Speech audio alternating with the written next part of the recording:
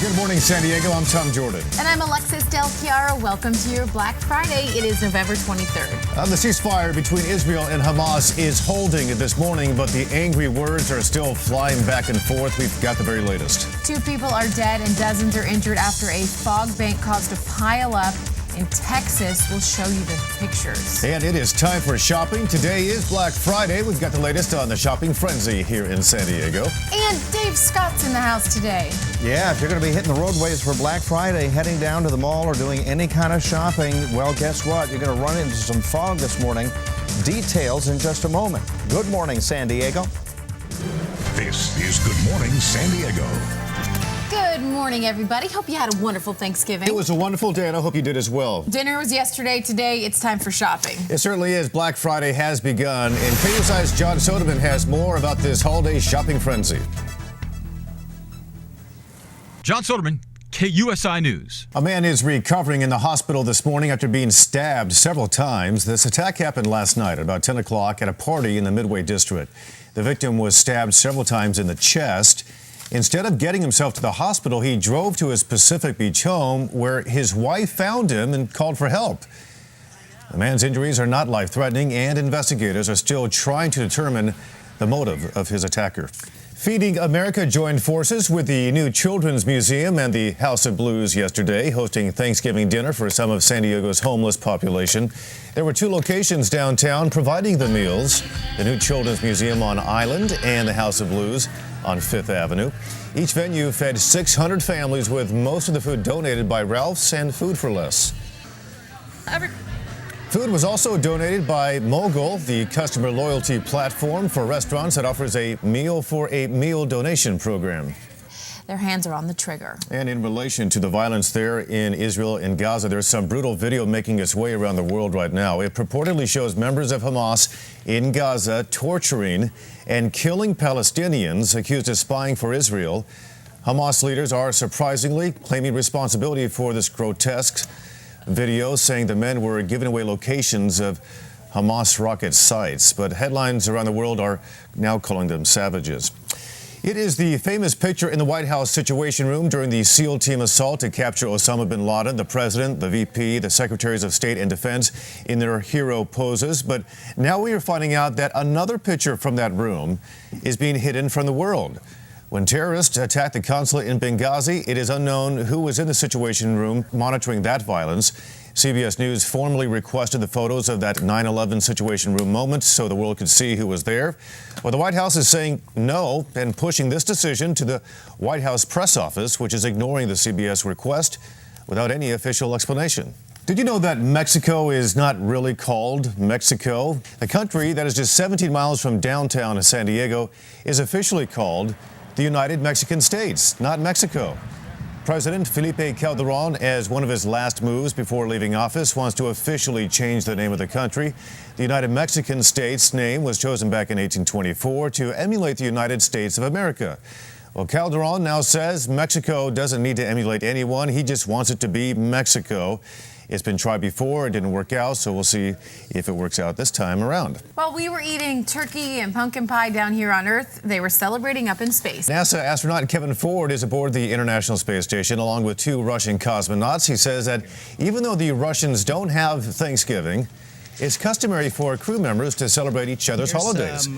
Ford says the Thanksgiving spread is just like a traditional dinner, but on the space station, foods are either freeze-dried or thermo-stabilized.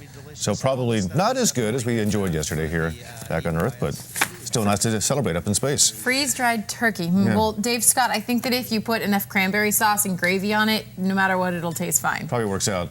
Yeah, and I have a feeling I know what The granddaddy of all the Thanksgiving Day meals is the annual Salvation Army Thanksgiving Day Feast at Golden Hall. They have been serving there for 29 years. Nearly 2,000 needy San Diegans were served there yesterday, but this year the stories of those in need are changing. Here's KUSI's Steve Bosch to explain. The holiday lights are on in Del Mar with the annual drive-through Holiday Light Show. The Holiday of Lights is a 1.5-mile track of more than 400 dazzling displays. Cars lined up there last night to get their first sneak peek. Coming up on Good Morning San Diego, plenty of gridiron action yesterday. And if you missed a game or two because you were eating or maybe in your food coma, don't worry, we've got you covered. Yeah, Paul Rudy is coming up right after the break. Stay with us. I've got to go away, but baby, it's cold outside.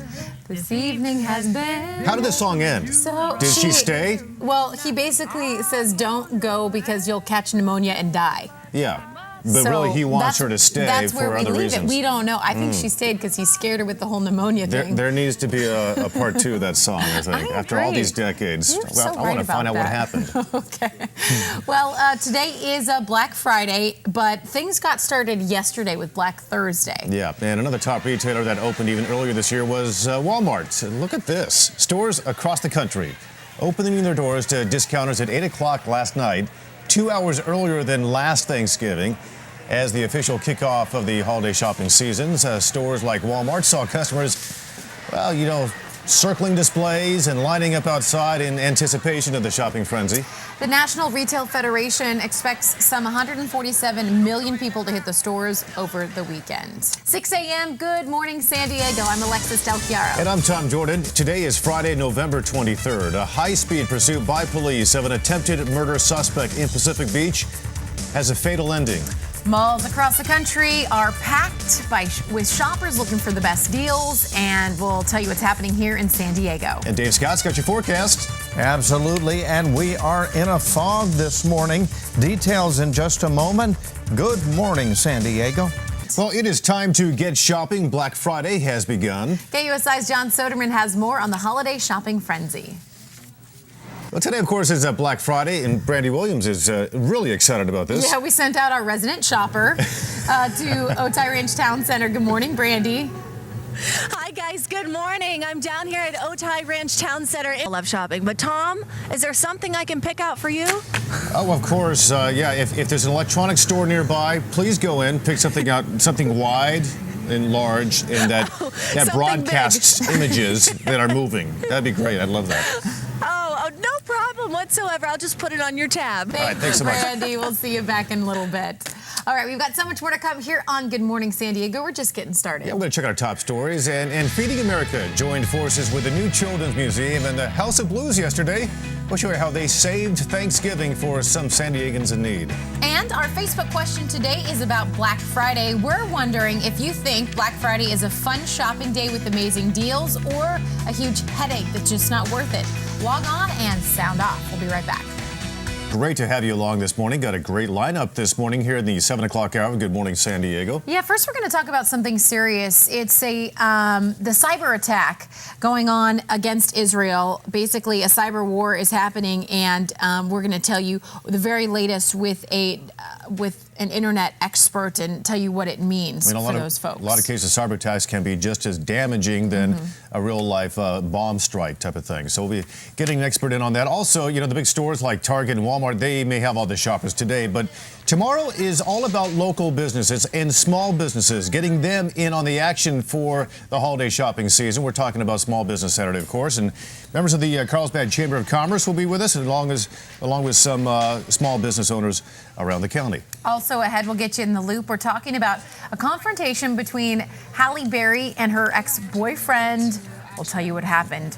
But first, it's Black Friday, so shoppers are hitting the malls early this morning for those Black Friday deals. That's right. Brandy Williams is joining us from the Otay Ranch Town Center in Chula Vista. Good morning, Brandy. Hey, good morning, guys. Lots of big sales going on here. I'm looking at Well, the remains of a roller coaster that was knocked off a New Jersey amusement pier by Superstorm Sandy and partially submerged in the Atlantic Ocean might be left there as a tourist attraction. Seaside Heights Mayor Bill Akers says that officials have not made a decision yet on whether to tear down the roller coaster, but the mayor says he's working with the Coast Guard to see if the coaster is stable enough to leave it alone right where it is because he believes it would make a great tourist attraction. Meantime, efforts to rebuild the storm-ravaged town, they continue this morning. Demolition crews have removed the resort's damaged boardwalk. Right now, let's head over to Dave Scott. He's got a look at our forecast this morning. We got some early morning fog that still seems to be in place around the county, Dave. Absolutely, and That is you. I still call you that. Tommy J and ADC. Tommy J. Thanks, DS. Appreciate it, buddy. Let's check in with Carrie Lane this morning. She is at the big bridal gown giveaway. Hi, Carrie. Hey, Carrie.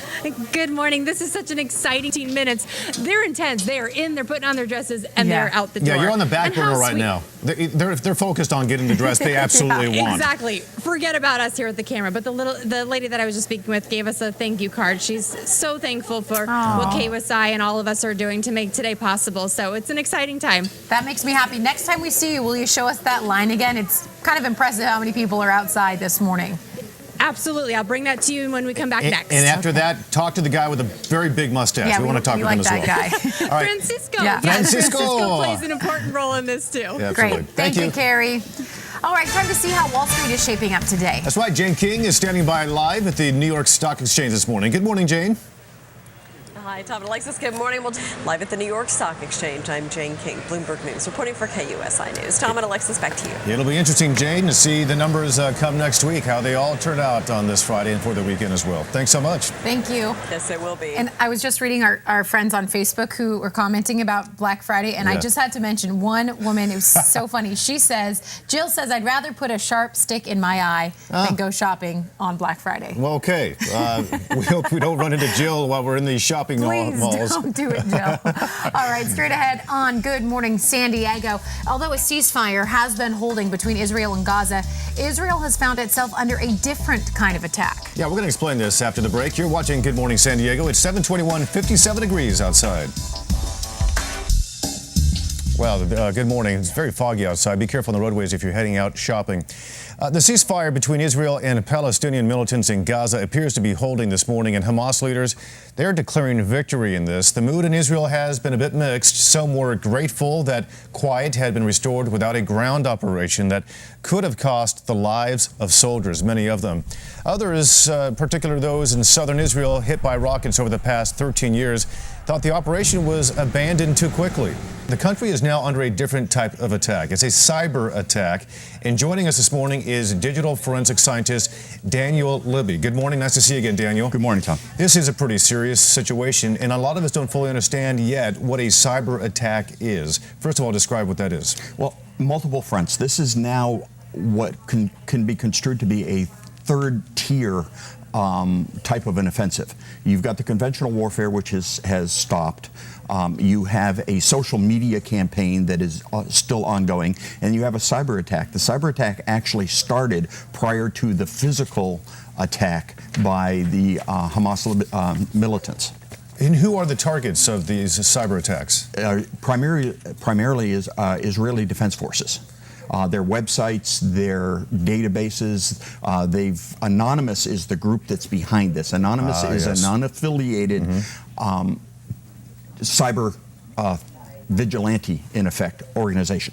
And they've been attacking the Israeli infrastructure now for going on 6 or 7 days. Now, why Israel? Why is Anonymous focused on them and not, say, Hamas or the Palestinian territory?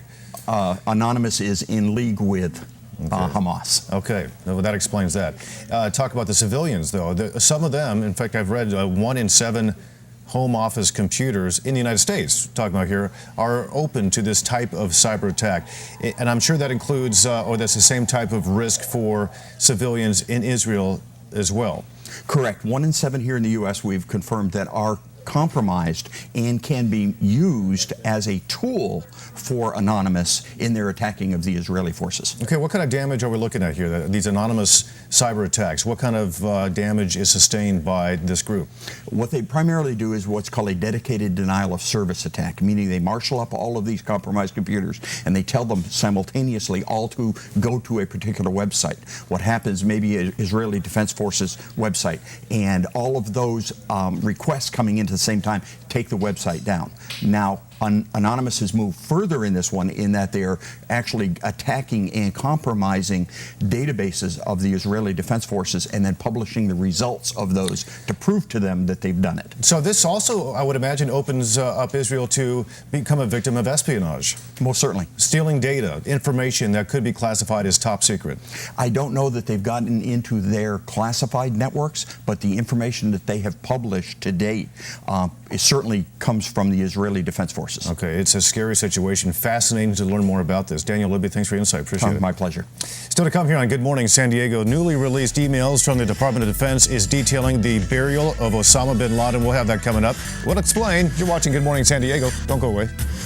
At least 2 people have died after a multi-vehicle wreck in Beaumont, Texas. That accident happened about 9 o'clock yesterday morning. Authorities say up to 100 people were transported to area hospitals with injuries. Look at the wreck there. The interstate has been shut down in both directions throughout the day, and as you can see, some vehicles are literally crushed. Between 50 to 100 vehicles were involved in this. Authorities believe foggy driving conditions may have caused the pileup. A carbon monoxide leak. This morning, the family of Puerto Rican boxer Hector Macho Camacho has to decide whether to remove him from life support. This comes after a doctor ruled him clinically brain dead on Thursday. Camacho was shot in the face on Tuesday. According to Puerto Rican authorities, Camacho was sitting in a car with another man who was shot twice and killed, authorities say. They say the suspects escaped after a shootout with them in a residential complex. As a fighter, Camacho had a reputation for his ring antics. In his personal life, he fought legal issues from drugs and other problems. Camacho fought professionally for more than 25 years, retiring in 2010. He had a career record of 79 wins, 6 losses, and 3 draws.